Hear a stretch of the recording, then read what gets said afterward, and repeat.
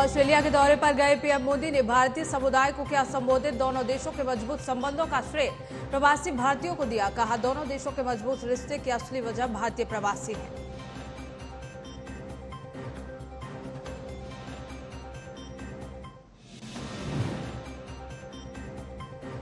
दिल्ली के पूर्व सीएम मनीष सिसोदिया ने पीएम मोदी पर साधा निशाना। लोकतंत्र के खिलाफ काम करने का लगाया आरोप। कहा, मोदी जी को अहंकार हो गया है, वो लोकतंत्र को नहीं मानते।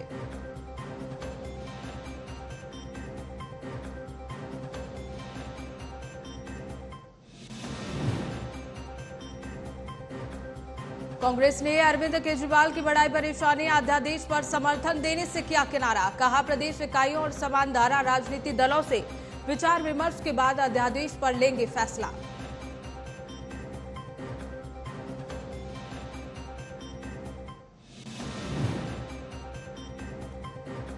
पीएम की डिग्री पर बुरे फंसे अरविंद केजरीवाल। अहमदाबाद कोर्ट ने केजरीवाल और संजय सिंह को 7 जून को किया तलब। 25,000 रुपए का लगाया जुर्माना।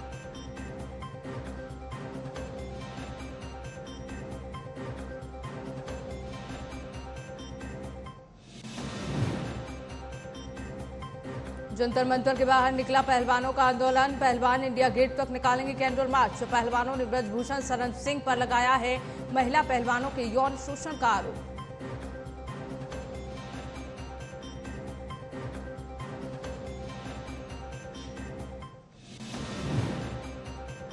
नमस्कार, मैं पूनम तांगर, आप देख रहे हैं न्यूज वॉच इंडिया। शुरुआत करेंगे खबरों के साथ।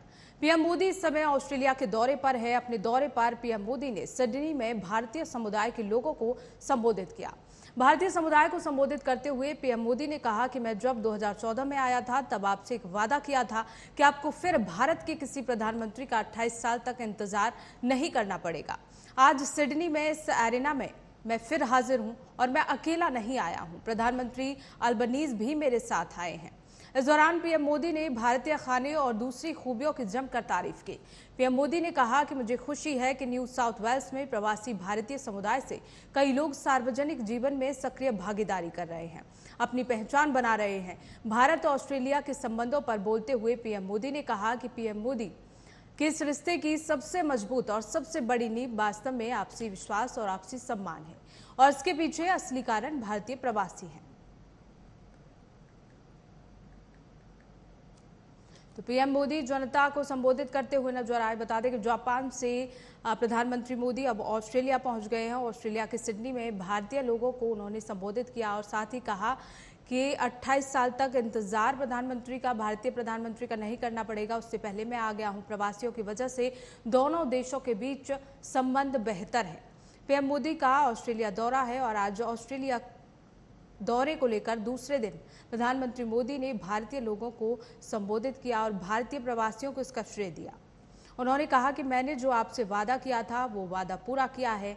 मैंने कहा था कि 28 साल तक आपको इंतजार नहीं करना पड़ेगा। इससे पहले ही भारतीय प्रधानमंत्री ऑस्ट्रेलिया पहुंचेंगे और इसी को लेकर प्रधानमंत्री मोदी जब ऑस्ट्रेलिया पहुंचे तो वहां भव्य स्वागत उनका किया गया। जोरदार स्वागत ऑस्ट्रेलिया में प्रधानमंत्री का मोदी का किया गया। आज दूसरा दिन है जो प्रधानमंत्री मोदी ऑस्ट्रेलिया के दौरे पर हैं। प्रधानमंत्री नरेंद्र मोदी 3 दिनों के ऑस्ट्रेलिया के दौरे पर हैं। आज दूसरा दिन है। उन्होंने कई बड़ी कंपनियों के सीईओ से बातचीत की और शाम को पीएम मोदी के स्वागत में उनके ऑस्ट्रेलिया समकक्ष अल्बनीज ने डिनर रखा है। मोदी के दौरे पर सिडनी के एक इलाके का नाम लिटिल इंडिया भी रखा जाएगा।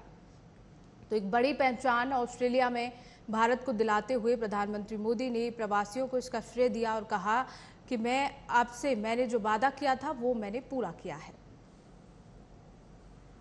तो मोदी एयरवेज के अलावा सिडनी पहुंचने के लिए खास बसों का भी इंतजाम किया गया था। क्वींसलैंड से जो बसें बुक हुई थी उन्हें मोदी एक्सप्रेस का नाम दिया गया। मेलबर्न से भारी संख्या में लोग वेन्यू पर पहुंच रहे हैं। जो लोग सिडनी पहुंच चुके हैं उनकी जुबान पर सिर्फ मोदी मोदी के नारे लगे हुए हैं। तो प्रधानमंत्री ऑस्ट्रेलिया के दौरे पर 3 दिनों के लिए है। आज दूसरा दिन है पीएम मोदी का, जब पीएम मोदी ने सभी लोगों को संबोधित किया और साथ ही साथ इसका श्रेय भारतीय प्रवासियों को दिया। प्रवासियों की वजह से दोनों देशों के संबंध मजबूत हो रहे हैं। तो वहीं प्रधानमंत्री नरेंद्र मोदी की डिग्री मांगने के मामले में दिल्ली के सीएम अरविंद केजरीवाल की मुश्किलें अभी खत्म नहीं हुई हैं। अहमदाबाद कोर्ट ने केजरीवाल और पार्टी राज्यसभा सांसद संजय सिंह को तलब किया है। दोनों नेताओं को 7 जून को अदालत में पेश होना है। इससे पहले 31 मार्च को हाईकोर्ट ने केजरीवाल पर 25,000 का जुर्माना लगा दिया था। साथ ही हाईकोर्ट ने गुजरात यूनिवर्सिटी की याचिका पर केंद्रीय सूचना आयोग के आदेश को खारिज कर दिया था। बता दें कि पीएम मोदी की डिग्री से जुड़े विवाद में अरविंद केजरीवाल और आप नेता संजय सिंह पर यूनिवर्सिटी की छवि खराब करने का आरोप लगा है। तो ऐसे में 7 जून को कोर्ट में पेश होने के आदेश दे दिए गए हैं। अरविंद केजरीवाल और संजय सिंह को 7 जून को कोर्ट में पेश होना है। इसी खबर को लेकर हमारे साथ आम आदमी पार्टी से नेता अमित शर्मा जुड़ गए हैं। चलिए उनसे इस बात पर चर्चा कर लेते हैं। अमित जी, लगातार आम आदमी पार्टी की मुश्किलें बढ़ती जा रही हैं। एक और देखा जाए कि मनीष सिसोदिया की हिरासत को और बढ़ा दिया गया है 1 जून तक, तो दूसरी ओर अब अरविंद केजरीवाल पर भी इसकी चोट देखी जा रही है। 7 जून को उनको कोर्ट में पेश होना है, क्या कहेंगे? देखिए, मुश्किलों का सामना करने के लिए हमारी सरकार आई है और वो कहते हैं ना कि चोर को चोर बोलो तो बुरा लगता है, बेवकूफ को बेवकूफ बोलो तो बुरा लगता है और पागल को पागल बोलो तो बुरा लगता है। वैसे ही हमारे नरेंद्र मोदी जी हमारे देश के माननीय प्रधानमंत्री जी हैं जी, वो अपनी सर्टिफिकेट अपना डिग्री तो पेश कर नहीं सकते हैं। आरोप और उनके ऊपर सवाल खड़ी की जाए तो सबको जेल के अंदर का धमकी दे करके हिटलरशाही, मैंने अभी आपको पहले भी बताया है कि हिटलरशाही की सरकार ये चल रही है। तो इससे घबराने के लिए हमारी सरकार नहीं आई है। ठीक है, वो अनपढ़ हैं तो अनपढ़ ही कहा जाएगा। अगर पढ़े लिखे होते तो अपनी डिग्री पेश कर दिए होते। लेकिन लगातार इस बात पर सवाल खड़े हो रहे हैं कि यूनिवर्सिटी की छवि को धूमिल किया जा रहा है। देखिए, यूनिवर्सिटी की छवि खराब करना भारतीय जनता पार्टी की ये सोच होनी चाहिए कि उनको पढ़े लिखे प्रधानमंत्री को पेश करना चाहिए था। अनपढ़ प्रधानमंत्री को झूठ, जो दुनिया में सबसे ज्यादा झूठ बोलो, 35 साल तक तो वो मांग के खाते हैं। 10 साल तक वो कहते हैं कि हमने जिंदगी में अपनी पढ़ाई की है। हर इंटरव्यू आप लोगों ने चलाया है, मीडिया ने ही चलाई है सारी इंटरव्यू मोदी जी की, वो कितने एजुकेटेड है, कितने पढ़े लिखे हैं। इसमें अरविंद केजरीवाल जी का क्या दोष है और आम आदमी पार्टी का क्या दोष है? आम आदमी पार्टी को तो एक मुद्दा बनाया जा रहा है कि इनको जेल में बंद कर दिया जाए ताकि विपक्ष इनको ना बोले। लेकिन जिस तरह से प्रधानमंत्री मोदी की डिग्री पूरी वेबसाइट पर है, विश्वविद्यालय की वेबसाइट पर है और कई लोगों ने देखी भी है, तो आप इस तरह का आरोप कैसे लगा सकते हैं? इस तरह की बात एक देश के प्रधानमंत्री के बारे में कहना कितना सही है? अमित जी, पूनम जी, एक बात समझिए, आप कह रही है कि उन्होंने वेबसाइट पर दिखाई है, आप ही ने दिखाया है कि एक इंटरव्यू में नरेंद्र मोदी जी से एंकर पूछ रहे हैं कि आपने पढ़ाई कहाँ तक की, तो इन्होंने कहा कि हम तो जिंदगी में पढ़ते रहे, हमने स्कूल बहुत कम देखा, हमने ट्रेन में चाय बेचा तो 12 साल चाय बेचा, 35 साल भीख मांग के खाया, उसके बाद मैंने राष्ट्र के नाम अपने शरीर को दे दिया, अपने जीवन दे दिया। तो ये डिग्री वेबसाइट पे आ कहाँ से गई? ये डिग्री फर्जी है, ये भी आप लोगों को पता है। केवल आप देखिए, मीडिया का भी काम ठीक है अपना, आप लोगों का भी काम ठीक है। हिटलरशाही को फेस आप लोग कर ही नहीं पा रहे। आप वो चीज दिखा देते हैं जो अरविंद केजरीवाल जी, जो कमजोर आदमी ने बोला है। और अरविंद केजरीवाल जी को ना कोर्ट से डर लगती है, ना जेल से डर लगती है, ना किसी नहीं, ऐसा बिल्कुल नहीं अमित जी, आप गलत कह रहे हैं। हम वही दिखाते हैं जो सच है, ऐसा बिल्कुल नहीं। आप ये नहीं कह सकते कि हम कमजोर लोगों को ही दिखाते हैं, ऐसा बिल्कुल नहीं है। बहुत बहुत शुक्रिया हमारे साथ जुड़ने के लिए अमित जी। धन्यवाद। तो वहीं दिल्ली के पूर्व डिप्टी सीएम मनीष सिसोदिया को आज राउज एवेन्यू कोर्ट में पेश किया गया। तो वहीं आम आदमी पार्टी ने एक वीडियो शेयर करते हुए पुलिस पर सिसोदिया के साथ दुर्व्यवहार करने के आरोप लगाए हैं। सीएम केजरीवाल ने वीडियो को शेयर करते हुए लिखा, क्या पुलिस को इस तरह मनीष जी के साथ दुर्व्यवहार करने का अधिकार है? क्या पुलिस को ऐसा करने के लिए ऊपर से कहा गया है? आतिशी ने इस वीडियो को शेयर करते हुए लिखा कि राउज एवेन्यू कोर्ट में इस पुलिसकर्मी द्वारा मनीष जी के साथ चौंकाने वाला दुर्व्यवहार, दिल्ली पुलिस को उन्हें तुरंत सस्पेंड करना चाहिए। तो वहीं दिल्ली पुलिस ने अपने ऊपर लगे आरोपों को गलत बताते हुए इसे दुर्व्यवहार के आरोपों को दुष्प्रचार बताया है।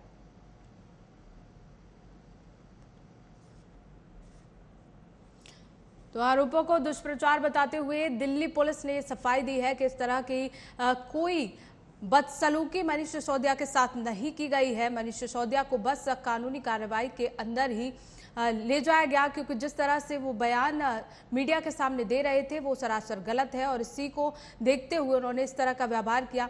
तो दिल्ली पुलिस ने इस बात से पल्ला झाड़ लिया है। बता दें कि मनीष सिसोदिया को जब राउज एवेन्यू कोर्ट से वापस हिरासत में ले जाया जा रहा था तो तस्वीरें देखिए, उनके साथ इस तरह का व्यवहार हुआ, जिसकी वजह से आम आदमी पार्टी के कई बड़े नेताओं ने ट्वीट किया और लगातार उन्होंने कहा कि ये तानाशाही सरकार की सबके सामने देखने को मिल रही है, लोकतंत्र का नाश किया जा रहा है और कई तरह के आरोप उन्होंने लगाए। साथ ही साथ जो पुलिसकर्मी ने इस तरह का व्यवहार किया उसको सस्पेंड करने की भी मांग की गई। तो तस्वीरें जब सिसोदिया को राउज एवेन्यू कोर्ट से वापस हिरासत में लाया जा रहा था, हालांकि मनीष सिसोदिया की हिरासत 1 जून तक बढ़ा दी गई है। ऐसे में जब इस तरह का व्यवहार मनीष सिसोदिया के साथ किया गया तो उसे लेकर आम आदमी पार्टी कई नेताओं ने ट्वीट किया।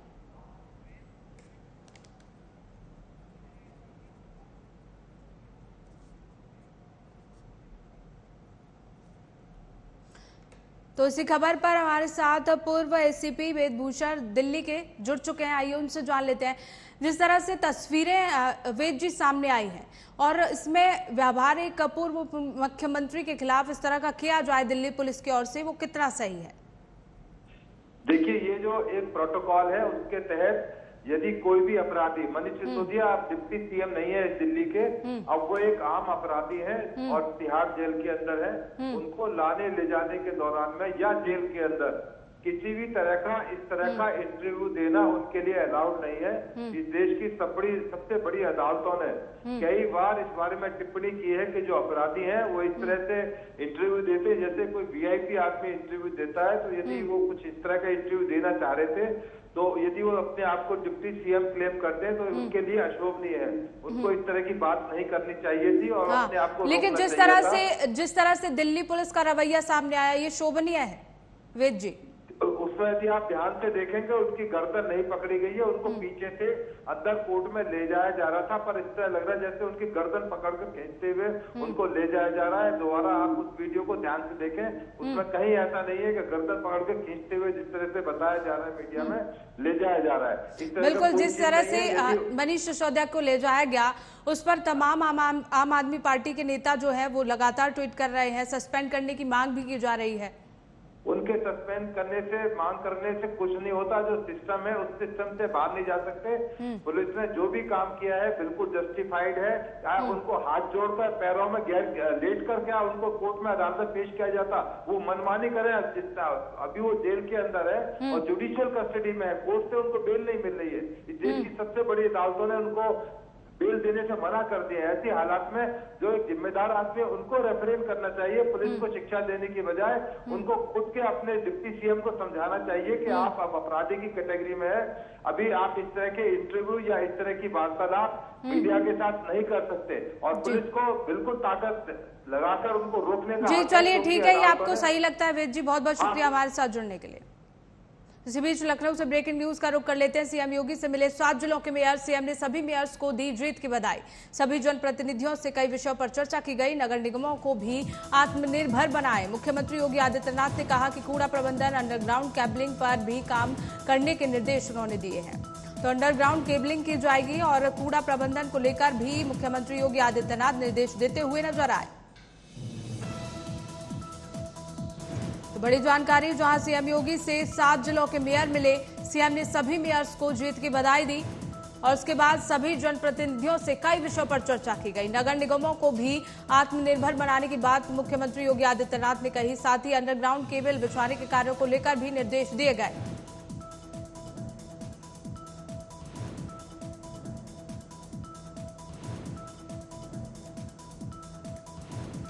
तो नगर निकाय चुनावों में बम्पर जीत के बाद बीजेपी ने कूड़ा प्रबंधन, अंडरग्राउंड केबलिंग को लेकर मुख्यमंत्री योगी आदित्यनाथ ने निर्देश दिए। नगर निकाय चुनावों में बीजेपी की बम्पर जीत के बाद लगातार सीएम ने सभी मेयर्स को जीत की बधाई दी और साथ ही साथ सभी जनप्रतिनिधियों से कई विषयों पर चर्चा की। जो लोगों के हित में काम है उनको लेकर चर्चा की गई। कूड़ा प्रबंधन, अंडरग्राउंड केबलिंग पर भी काम करने के निर्देश दिए गए। इसी बीच अगली ब्रेकिंग न्यूज का रुख कर लेते हैं, जहां कांग्रेस प्रदेश अध्यक्ष ब्रजलाल साबरी सख्त नजर आए। गायब नेताओं और कार्यकर्ताओं को लेकर दिया नोटिस। राजीव गांधी की पुण्यतिथि पर गायब हुए थे कार्यकर्ता। 3 दिनों के अंदर जवाब देना होगा। तो गायब नेताओं और कार्यकर्ताओं को लेकर नोटिस जारी कर दिया गया है। राजीव गांधी की पुण्यतिथि पर गायब हुए थे कार्यकर्ता, 3 दिनों के अंदर अब जवाब उनको देना पड़ेगा। तो कांग्रेस प्रदेश अध्यक्ष ब्रजलाल सावरी सख्त नजर आए। गायब नेताओं और कार्यकर्ताओं को लेकर नोटिस जारी कर दिया गया है। राजीव गांधी की पुण्यतिथि पर ये कार्यकर्ता गायब हो गए थे और साथ ही साथ इनको 3 दिनों के अंदर जवाब देने के निर्देश दिए गए। तो इसी खबर को लेकर हमारे सहयोगी सिद्धार्थ हमारे साथ जुड़ गए हैं। सिद्धार्थ, क्या अपडेट है इस खबर को लेकर? किस तरह के निर्देश दिए गए हैं 3 दिनों के अंदर जवाब? तो संपर्क हमारा सिद्धार्थ के साथ नहीं हो पाया है। अगली खबर का रुख करेंगे, जहां कर्नाटक चुनाव के बाद यूपी में बीजेपी के खिलाफ गठबंधन बनाने की खबरों ने जोर पकड़ लिया है। कर्नाटक में कांग्रेस की जीत के बाद समाजवादी पार्टी और आरएलडी कांग्रेस के साथ गठबंधन के संकेत देने लगे हैं। बीएसपी समेत कुछ अन्य पार्टियों ने भी इस गठबंधन में शामिल होने की बात कही। विपक्षी दलों की इन कोशिशों पर राज्य के डिप्टी सीएम केशव प्रसाद मौर्य ने अपनी प्रतिक्रिया दी है। डिप्टी सीएम ने कहा कि राजनीति की सबसे बड़ी प्रयोगशाला है उत्तर प्रदेश। 2014 के बाद चुनावों में सपा ने कभी कांग्रेस तो कभी बीएसपी समेत छोटे दलों से कई गठबंधन किए, लेकिन प्रधानमंत्री नरेंद्र मोदी की लोकप्रियता के सामने सब गौर साबित हुए। यूपी में लोकसभा की 80 सीटें हैं। अभी बीजेपी गठबंधन के पास 66 सीटें हैं, जबकि 10 बीएसपी की सीट हैं। वहीं समाजवादी पार्टी के पास 3 सीटें हैं।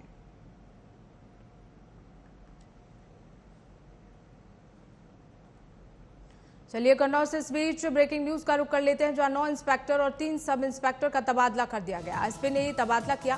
पुलिस महकमे में इस तबादले के बाद हड़कंप मच गया है। चुनाव में बीजेपी नेताओं को रोकना पड़ा महंगा। सदर कोतवाल राजकुमार सिंह एसपी के पीआरओ बना दिए गए हैं और इसी के चलते बड़ा तबादला किया गया है। तो कन्नौज में 9 इंस्पेक्टर और 3 सब इंस्पेक्टर का तबादला कर दिया गया।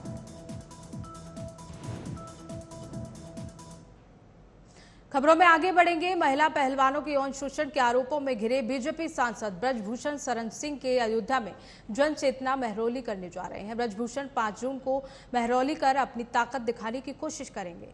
रैली के लिए देश भर में संत, महंत और राजनीतिक लोगों, साथ ही सामाजिक संगठनों और कानून के जानकारों को आमंत्रित किया गया है। ब्रजभूषण ये आयोजन ऐसे समय में कर रहे हैं जब वो पहलवानों के यौन उत्पीड़न जैसे गंभीर आरोपों से घिरे हुए हैं। माना यह जा रहा है कि अब ब्रजभूषण सियासी समर्थन जुटाने के साथ ही धर्म स्थलों का भी रुख कर रहे हैं। इस रैली में 11 लाख लोगों को जुटाने का लक्ष्य रखा गया है।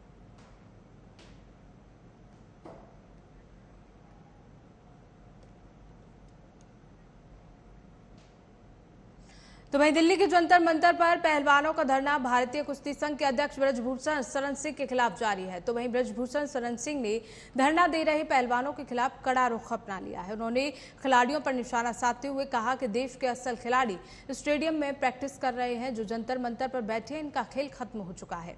उन्होंने खिलाड़ियों की मंशा पर सवाल खड़े करते हुए कहा कि ये खिलाड़ी अब आगे नहीं खेलेंगे, ये अब आगे चलकर चुनाव लड़ेंगे। उन्होंने दावा किया है कि इनमें से कोई खिलाड़ी आने वाले ट्रायल में शामिल नहीं होगा।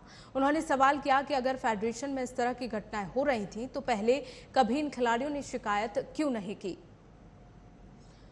लगातार आज 1 महीना हो गया है जंतर मंतर पर पहलवानों के धरना प्रदर्शन को। ऐसे में ब्रजभूषण शरण सिंह ने खिलाड़ियों पर भी पलटवार करते हुए निशाना साधा है। पहलवानों के खिलाफ कड़ा रुख अपनाते हुए ब्रजभूषण सिंह ने कहा कि अब तक ये पहलवान कहाँ थे। ऐसे में ये पहलवान जो है इनका खेल खत्म हो गया है और अब ये पहलवान किसी काम के नहीं रहे।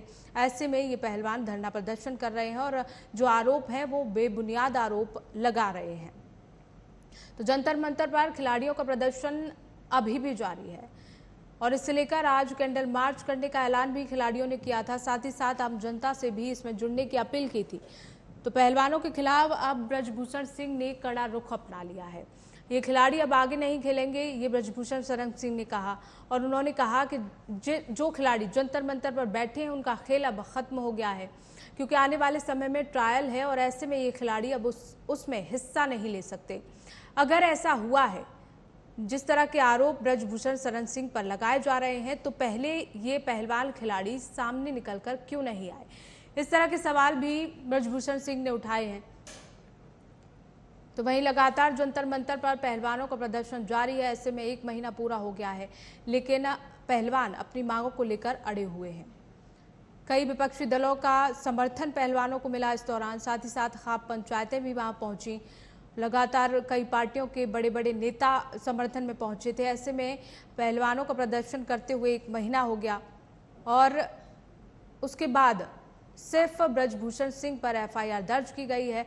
हालांकि पद से हटाने की मांग लगातार पहलवान कर रहे हैं। ये खिलाड़ी अब आगे नहीं खेलेंगे, पलटवार करते हुए ब्रजभूषण शरण सिंह ने कहा है। उन्होंने कहा कि जंतर मंतर पर जितने भी खिलाड़ी धरना प्रदर्शन कर रहे हैं उनका खेल अब खत्म हो गया है। अब ये खिलाड़ी किसी काम के नहीं है।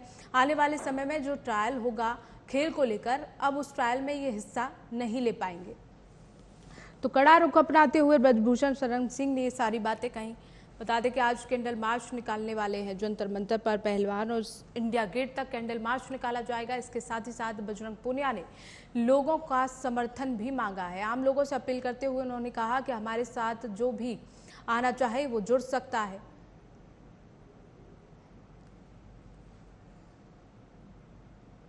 तो पिछले 1 महीने से लगातार गंभीर आरोप ब्रजभूषण शरण सिंह पर लग रहे हैं।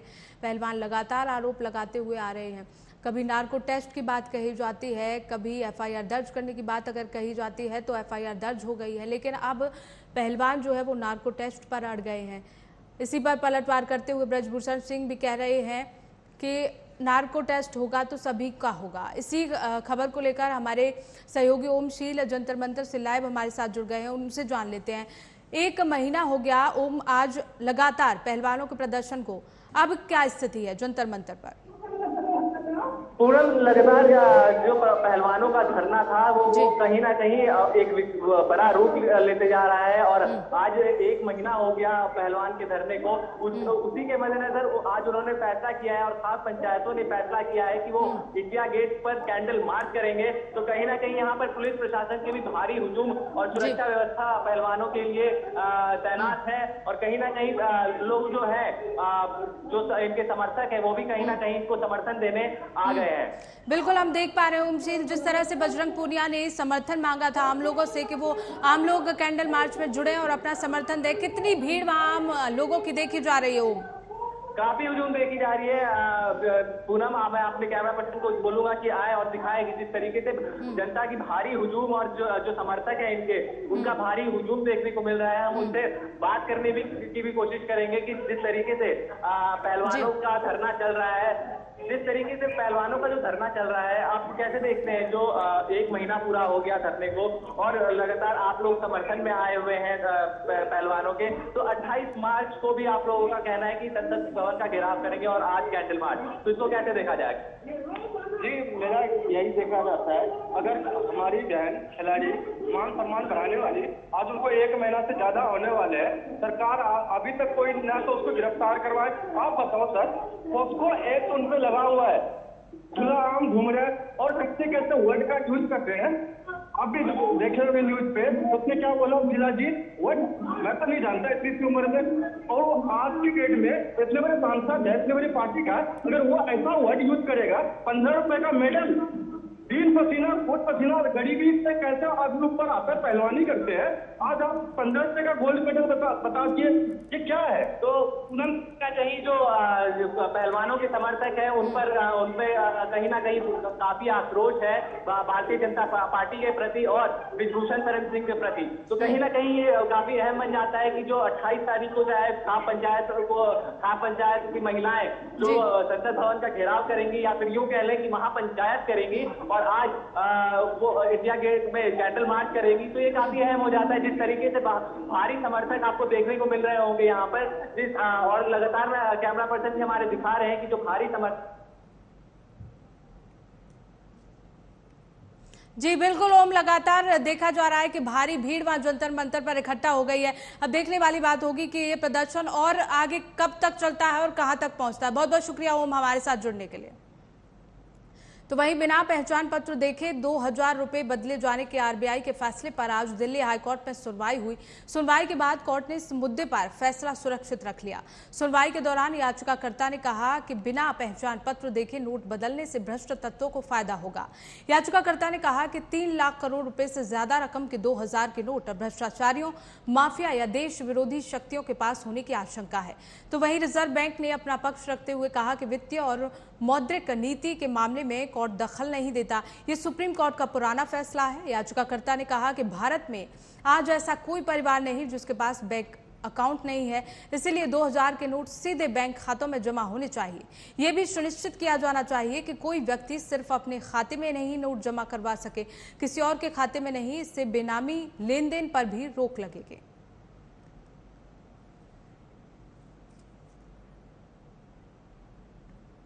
खबरों में आगे बढ़ेंगे। 2000 के नोटों को वापस लेने के आरबीआई के फैसले को लेकर लोगों की प्रतिक्रिया आ रही है। लोगों का कहना है कि फैसला कुछ हद तक ठीक है, इससे भ्रष्टाचार रोकने में मदद मिलेगी। सुनिए।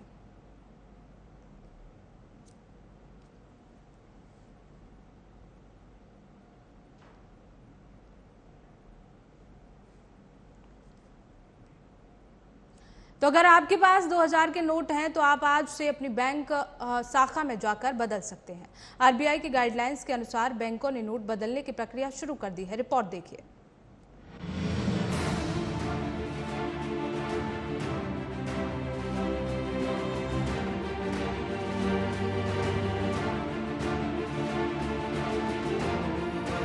आज से 2000 रुपए के नोट बदलने की प्रक्रिया शुरू हो गई है।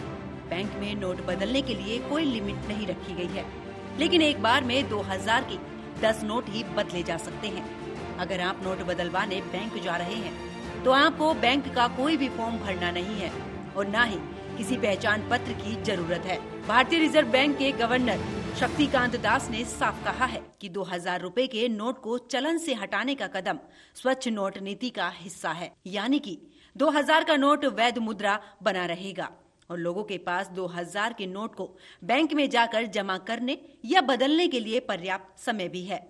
लिहाजा घबराने की जरूरत तो बिल्कुल नहीं। साथ ही नोट बदलने के लिए कम मूल्य वाले नोट भी पर्याप्त संख्या में मौजूद हैं। बैंक खाते में जमा करने के लिए रिजर्व बैंक ने कोई सीमा भी तय नहीं की है और न ही नोट बदलने के लिए कोई शुल्क देना है। आरबीआई गवर्नर शक्तिकांत दास ने भरोसा दिया है कि इस बार 2016 जैसे हालात नहीं होंगे। ऐसे में बिल्कुल भी पैनिक होने की जरूरत नहीं है। गर्मी के मौसम को देखते हुए बैंकों को भी निर्देश दे दिए गए हैं कि वो कुछ जरूरी सुविधाएं मुहैया कराए। भारतीय रिजर्व बैंक ने बैंकों को सलाह दी है कि वो नोट बदलने या जमा करने आए लोगों को धूप से बचने के लिए शेड का इंतजाम करें। साथ ही कतार में लगे लोगों के लिए पीने के पानी की भी व्यवस्था की जाए। Bureau report, news watch India. फिलहाल बुलेटिन में बस इतना ही। देखते रहिए न्यूज वॉच इंडिया।